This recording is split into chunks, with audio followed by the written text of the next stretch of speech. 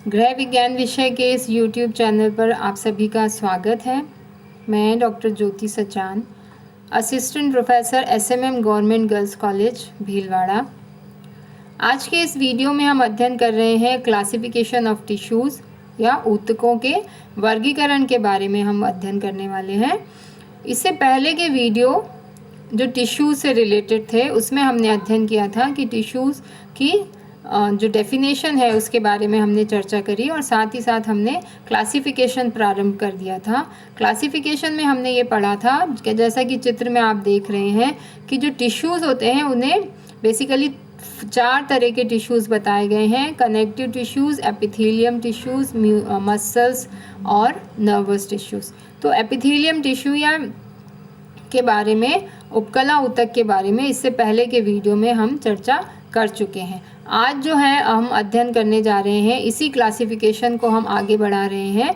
उसमें हम पढ़ेंगे कनेक्टिव टिश्यूज़ के बारे में या संयोजी ऊतक के बारे में।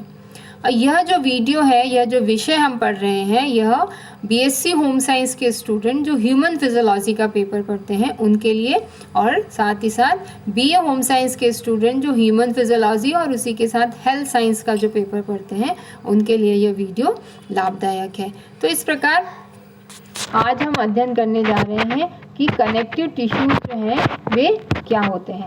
कनेक्टिव टिश्यूज़ जो होते हैं ये संयोजी ऊतक इनको बोला जाता है। और यह जो ऊतक होते हैं ये अंगों को और ऊतकों को आपस में बांधने का कार्य करते हैं, अर्थात अंगों को जोड़ते हैं और साथ ही साथ उसे एक सपोर्ट भी प्रदान करते हैं। और इस प्रकार के ऊतक में जो कोशिकाएं होती हैं, कोशिकाओं की संख्या कम होती है और अंतर जो कोशिकीय पदार्थ है, इंटरसेलुलर जो मटेरियल होता है वो इसमें ज़्यादा होता है।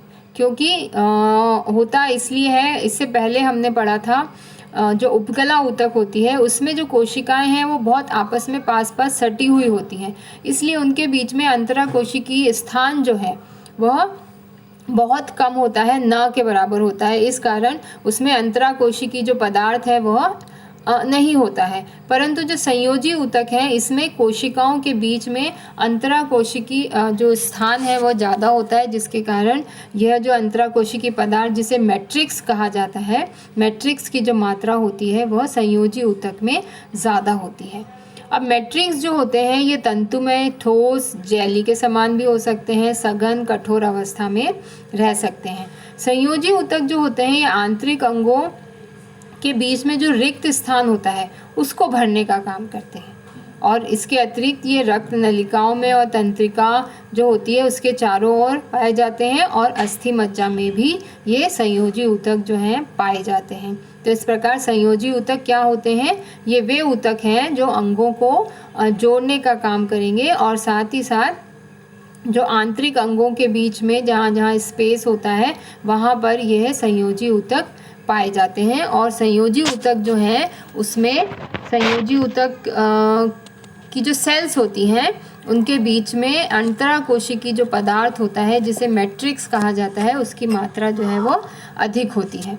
अब संयोजी ऊतक का अगर क्लासिफिकेशन देखा जाए तो संयोजी ऊतक को 3 वर्गों में विभाजित किया गया है। 3 प्रकार उसके बताए गए हैं, जिसमें है वास्तविक संयोजी ऊतक, कंकाल ऊतक और तरल ऊतक।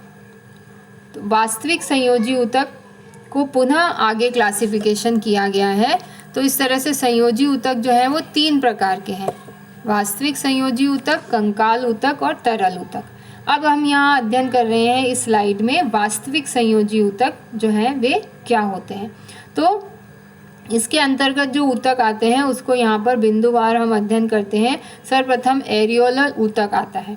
ये ऊतक जो होते हैं ये बहुतायत ज़्यादा अमाउंट में यही ऊतक मिलता है जो कनेक्टिव टिश्यूज़ है। और इस ऊतक में जो मैट्रिक्स जो होती हैं उसमें कई प्रकार की सेल्स पाई जाती हैं और उन सेल्स में 2 तरह की सेल्स होती हैं, श्वेत कलर की और येलो कलर की सेल्स होती हैं। तो कोशिकाएं जो होती हैं वो अलग अलग प्रकार की होती हैं जो यहाँ पर बताई गई हैं। जैसे फाइब्रोब्लास्ट इसके मैट्रिक्स में पाई जाती हैं। फाइब्रोब्लास्ट प्रकार की सेल्स होती हैं। ये सेल्स जो होती हैं चपटी और शाखीय सेल होती हैं और तंतु बनाती हैं। जैसा इसके नाम से आपको समझ में आ रहा है, फाइबर के समान होती हैं ये सेल्स, तो तंतु के समान ये निर्माण करती हैं संरचना का। दूसरी तरह की सेल्स होती हैं जिन्हें हिस्टोसाइट्स कहा जाता है। अब ये हिस्टोसाइट्स जो होती हैं ये भी चपटी होती हैं और अनियमित आकार की होती हैं। इसके अंदर केंद्रक पाया जाता है और ये जो हिस्टोसाइट्स सेल्स जो होती हैं ये जीवाणुओं को के भक्षण का भी कार्य करती हैं, अर्थात हमारे शरीर को रोगों से लड़ने की क्षमता प्रदान करती हैं। इसी के अतिरिक्त प्लाज्मा जो सेल्स हैं ये भी पाई जाती हैं और ये प्लाज्मा सेल्स जो होती हैं वो गोलाकार और अंडाकार होती हैं और ये प्लाज्मा सेल्स क्या करती हैं, एंटीबॉडीज़ का निर्माण करती हैं। एंटीबॉडीज़ का मतलब है यदि हमारे शरीर में कोई जीवाणु या विषाणु प्रवेश कर गया है तो उससे शरीर को सुरक्षा प्रदान करने के लिए एंटीबॉडीज़ का निर्माण होता है जो उन जीवाणुओं और विषाणुओं से लड़ता है। इसके अलावा मास्ट कोशिकाएं होती हैं। मास्ट सेल जो होती हैं ये केंद्रक युक्त गोलाकार और अंडाकार सेल होती हैं और ये रुधिर वाहिनियों को फैलने के लिए हिस्टामिन और रुधिर के जो एंटीकोएगुलेंट फैक्टर हिपेरिन होता है वो बनाती हैं और रुधिर वाहिनियों को सिकुड़ने के से रोकने के लिए सेरोटोनिन नाम का प्रोटीन जो है वो स्रावित करती हैं। तो इस प्रकार जो मास्ट सेल्स होती हैं ये रुधिर वाहिनियों को फैलाने में हेल्प करती हैं और उसके लिए हिस्टामिन स्रावित करती हैं और रुधिर जो है वह रक्त वाहिनियों में जमे नहीं, उसका कोएगुलेशन ना हो, उसके लिए एंटी कोएगुलेटिंग फैक्टर होता है जिसे हिपेरिन बोला जाता है। हिपेरिन एक प्रकार का प्रोटीन है, ये मास्ट जो सेल्स होती हैं यह स्रावित करती हैं और इस हिपेरिन की प्रेजेंस से जो ब्लड या रक्त वाहिनियों में प्रवाहित हो रहा है वो जमता नहीं है। इसके विपरीत यदि आपने देखा है, यदि हमारे शरीर में कहीं चोट लगती है और उस चोट लगने से या कट लगने से जब रुधिर बहने लग जाता है तो रुधिर बहने के पश्चात कुछ मिनटों के बाद वो रुधिर बहना बंद हो जाता है। वो इसलिए हो जाता है क्योंकि वहाँ पर रक्त का थक्का बन जाता है और रक्त का थक्का जब बनता है तो वहाँ पर रक्त कोशिकाएं आके जो RBC और WBCs होती हैं वे वहाँ पे फंस जाती हैं और रक्त का बहना बंद हो जाता है। परंतु ये जो रुधिर के अंदर हिपेरिन होता है, ये हिपेरिन एंटीकोएगुलेटिंग फैक्टर की तरह कार्य करता है और रक्त को जमने नहीं देता है। इसी तरह से रक्त वाहिनियों को सिकुड़ने से रोकने के लिए, सिकुड़ने और फैलने की क्षमता के लिए सेरोटोनिन नाम का एक प्रोटीन की आवश्यकता होती है जो मांस कोशिकाओं द्वारा स्रावित की जाती है। इसके अतिरिक्त इसमें जो संयोजी ऊतक है, एरियोलर ऊतक के बारे में हम पढ़ रहे हैं, उसमें ल्यूकोसाइट्स भी पाई जाती हैं। अब ये जो ल्यूकोसाइट्स होती हैं इन्हें श्वेत कण बोला जाता है और ये अगेन फिर 3 प्रकार की होती हैं, लिम्फोसाइट्स, इओसिनोफिल्स, न्यूट्रोफिल्स नाम की होती हैं और ये रक्त में पाई जाती हैं, स्पेशली WBC के अंदर ये पाई जाती हैं। इसके अतिरिक्त 2 प्रकार के तंतु जो है मैट्रिक्स में ज़्यादातर पाए जाते हैं, श्वेत तंतु होते हैं और येलो तंतु होते हैं। तो जो श्वेत तंतु होते हैं ये अशाखित होते हैं और इलास्टिसिटी जो होती है इनमें नहीं होती है और कोलेजन नाम के प्रोटीन के बने होते हैं। इसी तरह से पीले जो तंतु होते हैं ये शाखित होते हैं और साथ ही साथ इन्हें येलो इलास्टिन फाइबर भी कहा जाता है क्योंकि इनमें इलास्टिसिटी पाई जाती है और यह जो फाइबर्स हैं ये इलास्टिन नाम के प्रोटीन के बने हुए होते हैं। तो इस प्रकार जो एरियोलर टिश्यूज़ होते हैं उसके अंदर ये अलग अलग प्रकार की सेल्स पाई जाती हैं जो अलग अलग प्रकार का कार्य करती हैं। तो इस प्रकार एरियोलर टिश्यूज़ जो होते हैं अगर उनके कार्यों पर चर्चा की जाए तो ये त्वचा और मांसपेशियों में पाए जाते हैं और 2 मांसपेशियों को जोड़ने का कार्य करते हैं।